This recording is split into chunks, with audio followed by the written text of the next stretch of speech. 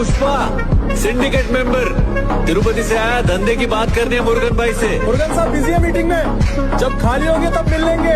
Murugan sir तुम्हें इस वक्त नहीं मिल सकते, चल फुटो यहाँ से। अच्छा ऐसा क्या? पहले ऊपर जाके सैंपल दिखा।